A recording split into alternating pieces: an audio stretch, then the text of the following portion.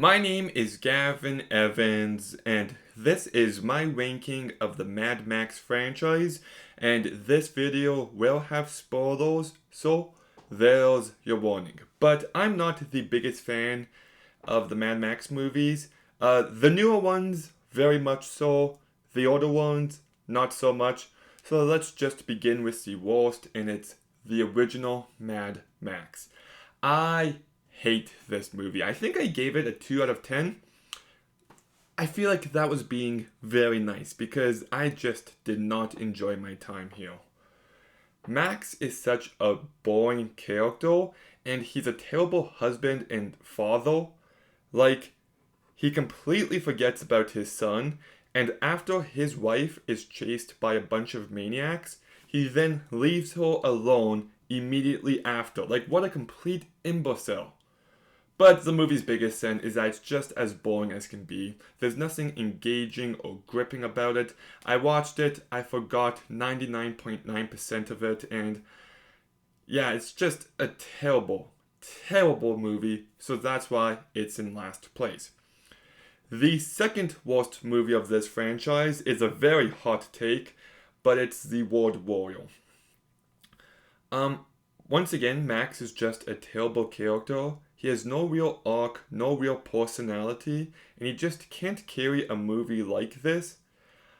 I also find it very frustrating when the movie is so hot and so sandy, but nobody brings up water.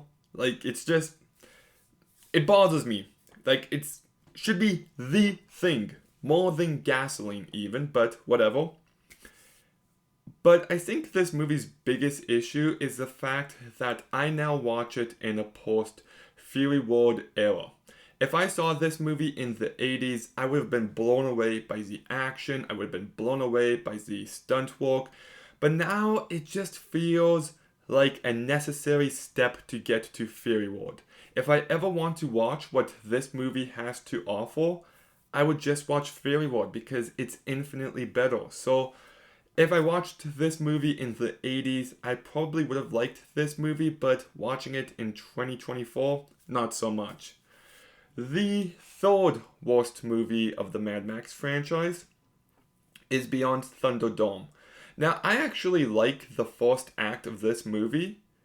Like, I think there's some interesting world building, I like the change in tone, and that dome fight is just terrific. So I thought I was going to love this movie, but then they go beyond Thunderdome, and I just check out. All this stuff with the kids, I know it's something different, but none of it clicked for me. The fact that the slave owner gets protected is a very weird choice, but yeah, no, it's just a good start, then it just falls off completely. But now we get to the good ones. So let's talk about the second best Mad Max movie, and it's Furiosa, a Mad Max saga. Now, this is a movie I think I could like more upon a rewatch, but I still got some issues. The first one is some scenes could have been done better. That opening chase, where it constantly cuts to black, I thought felt a little off. On top of that, the scene where Furiosa removes her arm, it's such a great idea, but I would have liked to see a bit more of it. You know, like, really go for it. I also thought this movie needed to set up her character at the very start before she gets taken. I wanted to see what her life was like, what the green place was like. I wanted to get used to these characters before the plot kicks in. So I don't know if it's an issue with runtime or just the pacing and structure of this movie, but I really felt the first hour. Like, it's a lot of nothing. I know it's introducing these characters and the conflict. I think it could have been done in a much more effective and a lot faster manner. Like, it takes an hour to get to Anya Taylor-Joy, and I thought I wasn't going to like this movie. But then we get to the last hour and a half, and let's begin talking about the action. The action is bloody terrific. I love those parachute things and the way the camera moves up with them, that was terrific. I love the stunt work, the way it's shot and edited. It's just so chaotic and thrilling and tense, and I absolutely loved the action. And even how exciting the sniper sequences are in this movie just shows you how talented George Miller is. Like, there's a scene where Chris Hemsworth is just hiding from Furiosa as she's trying to snipe him, and it's maybe my favorite moment of the entire movie. Like, the action is just great, and unlike Fury Road, it's not just one long chase. You get a bit more of everything here, which I really appreciated. Yeah, the action just completely delivered for me. I was very entertained for the last 2 acts of this movie. And I thought Anya Taylor-Joy carried this movie incredibly well. She's so magnetic. She's just someone you can't look away from. But Chris Hemsworth is the star of this movie. He's just so evil, so despicable, so scummy, but so filled with so much personality and energy and life. And what a performance. Was really blown away by his work here. I really was. And then Tom Burke is also really good. I like the way it ties into the Mad Max mythology. I thought the ending was pretty satisfying. I like Chris Hemsworth's fate, how he gets the tree coming out of him. Like, I kind of want to see George Miller do a whole movie, but I doubt that would ever happen. But it was just, yeah, really great. And the makeup and the production design all looks amazing. It's just, there's so much greatness here, and I wish I liked it more. It's just that first hour, and maybe it clicks for me on a rewatch.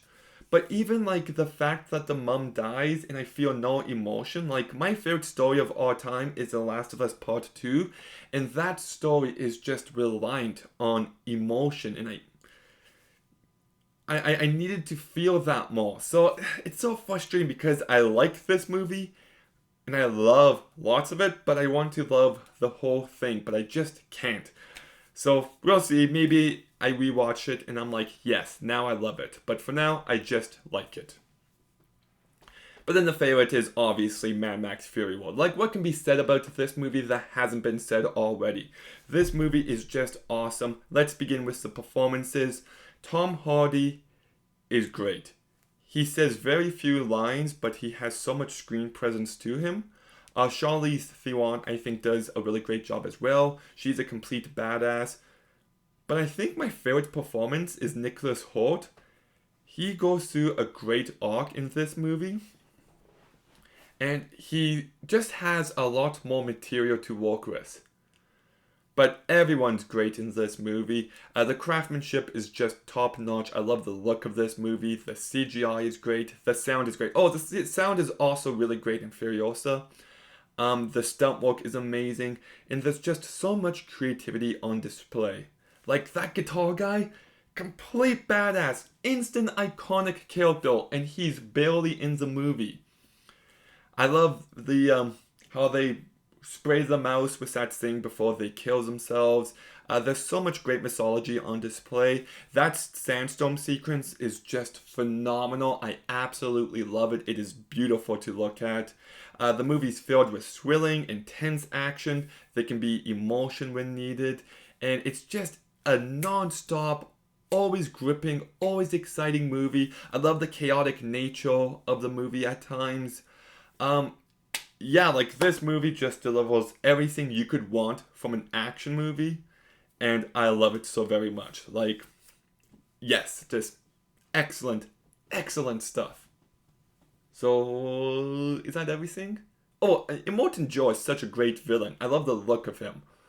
He's just so awful, and yeah, okay, now I'm done. So, that's my ranking of the Mad Max franchise. What's yours? Let me know in the comments down below. Make sure you like, comment, subscribe. Stay tuned for more videos soon.